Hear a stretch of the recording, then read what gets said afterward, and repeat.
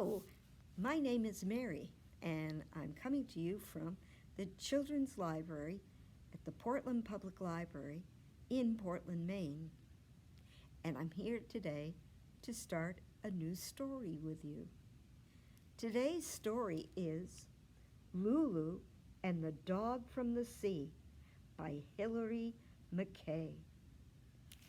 The book was published in 2011 by Albert Whitman Company.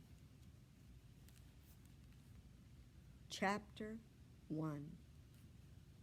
The Cottage by the Sea. Lulu and Mellie were 7 years old.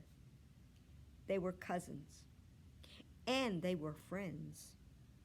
Their houses were so close that it took less than 5 minutes to run between the two. They could visit each other easily without getting lost or squished on the road. That was a good thing, because Lulu and Mellie were not just ordinary friends. They were best friends.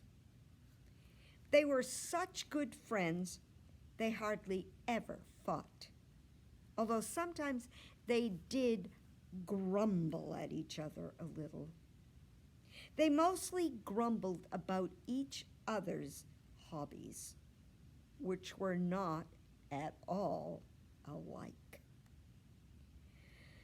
Coloring again, Lulu would say when she went to see why Mellie had forgotten to come and play. You're always coloring.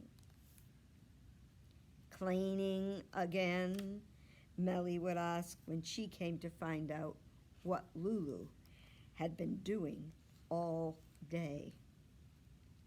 You're always cleaning, she would say, holding her nose. It wasn't true that Mellie was always coloring. Often, she was painting or drawing or making things with glue and glitter and chopped up paper and causing a mess. But it was true that very often Lulu was cleaning. Lulu loved pets, and she had a lot of them. The rule about pets in Lulu's house was, the more, the merrier, as long as Lulu cleans up after them. Lulu had 2 guinea pigs, 4 rabbits, 1 parrot, 1 hamster, a lot of goldfish, and a rather old dog named Sam. It took a lot of work to look after all these pets. Mostly Lulu did it, but sometimes other people helped her out. Whenever Lulu's family went on vacation, Mellie's parents would always help. They would do a swap. Lulu's family would take Mellie on vacation, and Mellie's family would take care of Lulu's pets. All except for Sam the dog, who was going on vacation too. They were all going to stay at a cottage by the sea. Sam did not think much of that. He didn't enjoy the seaside. He wasn't fond of sand. He didn't like chilly breezes, and he hated getting wet in cold, salty water. Sam was a small, golden, teddy bear-shaped dog. He had short teddy bear legs and a round teddy bear tummy and a sweet, stubborn sleepy teddy bear face. When Sam went on vacation, he took a lot of luggage, all packed for him by Lulu. He took his red blanket and his water bowl and his food dish and his special dog biscuits. Also his dog leash and his dog towels in case he got wet, and his shampoo and his brushes in case he got sticky. Sam also took his basket and his red velvety beanbag. Sam loved his beanbag very much, and if he did not have it in his basket, he could not go to sleep. Nobody else could go to sleep either, because Sam walked around howling and whining and moaning. It was very important not to forget the beanbag. Lulu's father checked a dozen times that it was safely in the car. He did not want to have to drive all the way home for it in the middle of the night, as he had once had to do. Sam's luggage took up so much space that it was a good thing Lulu and Mellie had brought as little as possible. Their only big thing was Mellie's build-your-own kite kit. Mellie had been given this for a birthday present. She had opened it to admire the strings and the special kite paper, the bright pens, and the exciting instructions. But then she'd put it away again to save for this seaside vacation. Now, the kite kit was on the back seat. All the things that would not fit anywhere else were there too, piled around Lulu and Mellie. "It's part of the vacation feeling," said Mellie, "being all squished up, hardly able to breathe." "It's fair that Sam should have the most space," agreed Lulu, "because really, he'd rather not come on vacation at all. He'd rather be comfortable." "This might be a comfortable vacation," said Lulu's mother, hopefully.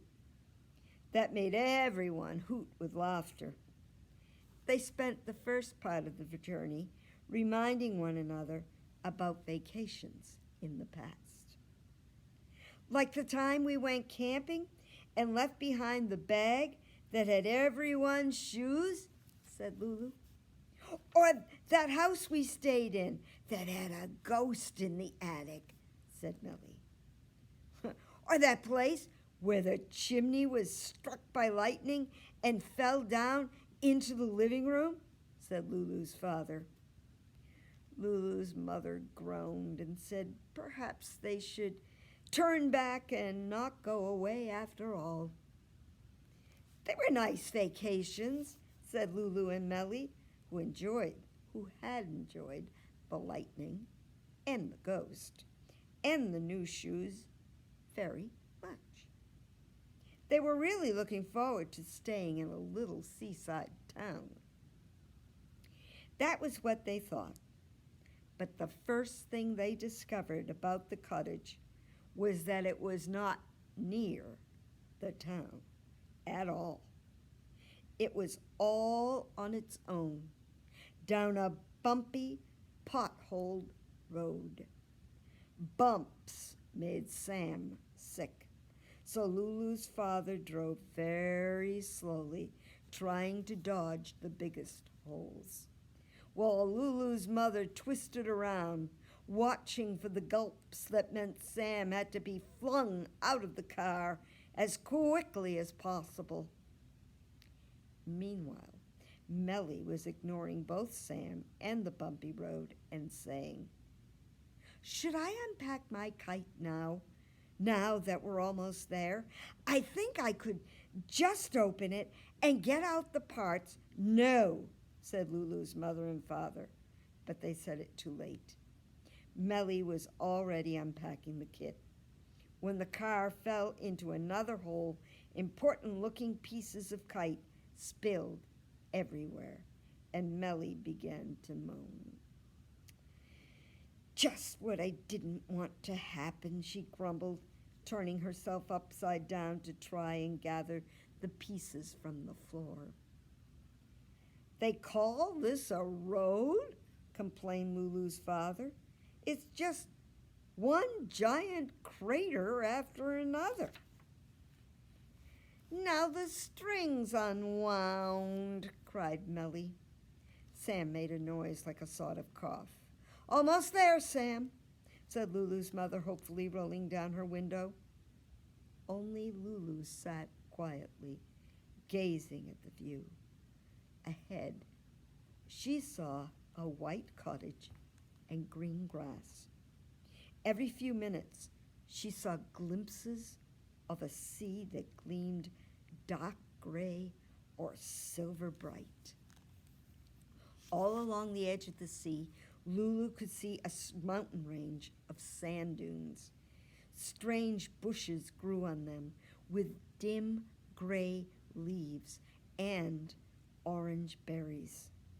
Strange, ribbon-like blue-green grasses were combed by the sea wind. Strange, narrow, sandy paths twisted and climbed and suddenly vanished. And all among the bushes and grass and sandy paths, a strange animal leaped and ran, watching the car. It moved so quickly that the only thing Lulu could see clearly was its strange, flapping ears. They were ears like brown paper bags. The owner of the cottage was waiting for them when they arrived. Everyone except Mellie, who was still picking up pieces of the kite, tumbled out of the car all stiff and achy from traveling. Took you time, didn't you? Said the cottage owner as Lulu's parents smiled and called hello. I saw you dithering along that road like there was all the time in the world. Well, began Lulu's father, it's quite an obstacle course, that road. You got the wrong kind of car, said the cottage owner. You need something much bigger. Hurry up, come inside. I'll give you the key. Shoes off, she added sternly. It's very kind of you to wait, said Lulu's mother, as she and Lulu's father followed her to the door. Had to, snapped the cottage owner grimly. I needed to warn you about that dog. Sam? Asked Lulu, but the cottage owner had disappeared with Lulu's parents after her. Bang! Went the door in a most unfriendly way. Why she's so, began Mellie, staring. Shh, warned Lulu. Angry, finished Mellie loudly, dropping pieces of kite all over the ground as she spoke. Don't worry, she can't hear. She shut the door. Why do you think she said that about Sam? Lulu couldn't imagine. Sam was behaving perfectly. He had survived the bumps without getting sick, and now he was doing what he always did at the end of a car journey, unpacking his food bowl. On days when Sam was going for a ride in the car, he was only ever given a very small breakfast. Now he wanted the rest of it.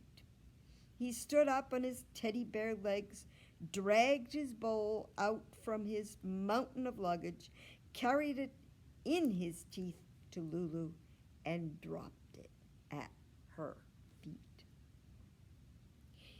It was Lulu's job to fill it up as quickly as possible. As usual, she rushed to do it, and as usual, Sam stood and watched, stumpy tail wagging with a smile on his teddy bear face. From inside the cottage, Lulu's parents could see all this happening. Lulu's mother asked worriedly, "Why do you want to warn us about our dog? We did tell you we were bringing him." "Your dog?" asked the cottage owner, looking out of the window at the happy sight of Sam gobbling dog food. "I wasn't talking about your dog. He's a poor old thing, isn't he? Looks more like a sheep. That dog!" She jabbed a pointing finger in the direction of the sand dunes, where a small sandstorm had just erupted. The sandstorm rolled down the sand dunes, arrived between Lulu and Mellie in a cloud of dust, seized the packet of dog food that Lulu had only a moment before put down, whirled around, and raced away, all in one astonishing moment. "Ruff, ruff, ruff," barked Sam, nearly falling over with rage. "That dog," said the cottage owner, rushing out of the cottage with Lulu's parents behind her. "That dog," she repeated, pointing to a dusty blur on the sand dunes. "That dog from the sea. He's a thief. He's a menace. The people last week lost a whole roasted chicken from under their noses. Nothing is safe from him, and no one can get near him. We've had the dog catcher out twice already, and he's never gotten close enough to grab—" "Oh, poor dog," exclaimed Lulu. "Don't you go encouraging him," said the woman, turning on Lulu quite fiercely. "He's not welcome around here. You'll have to be careful. No leaving out picnics or scraps for the seagulls. He goes through all the trash, too. So you'll have to remember to take the trash can into the house at night." "Take the trash can into the house at night," repeated Lulu's father, staring. "I've warned you, and now I need to go," said the cottage owner. "Did you say take?" "I did," said the cottage owner, dragging a bike from the hedge. Then she handed Lulu's mother a large and rather rusty key and rode off. "Take the trash can into the house at night?" exploded Lulu's father wildly the moment she was gone. What kind of place is it where you have to do that?" Lulu and Mellie became helpless with giggles and rolled around on the ground, on the grass. "And you're not helping," complained Lulu's father as he stepped over them. "Oh," said Mellie, "I love this place." "You haven't seen the inside yet," warned Lulu's mother, "and neither have we, hardly. I thought she might stay and show us where things are and explain about hot water and how the stove works. Oh, well, never mind. Who's coming with me to explore?" Lulu and Mellie scrambled to their feet and hurried to follow her into the cottage.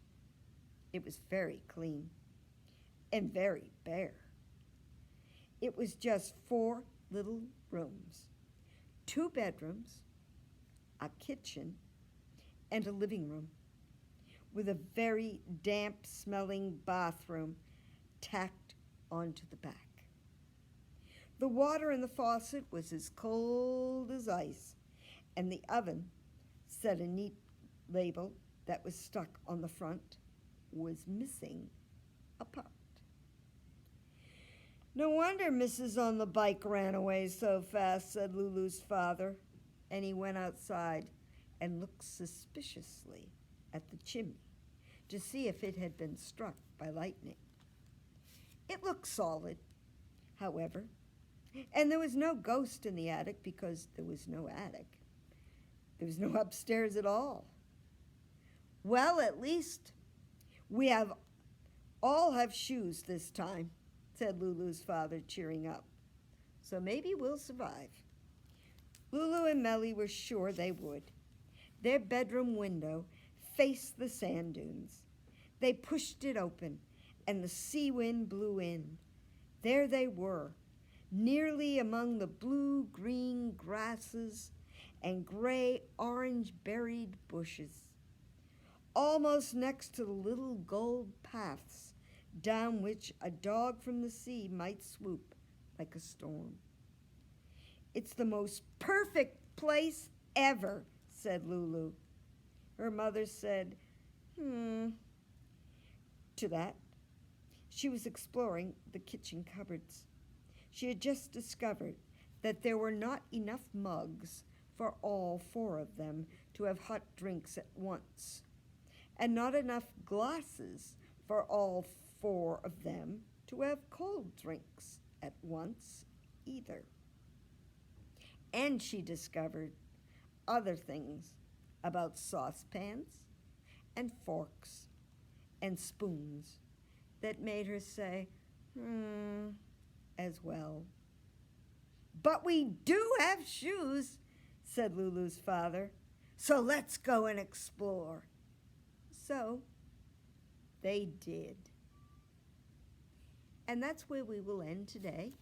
We are reading Lulu and the Dog from the Sea by Hilary McKay. The book was published in 2011 by Albert Whitman Company. So until next time, I'm Mary from the Children's Room at the Portland Public Library in Portland, Maine. So we'll see you later.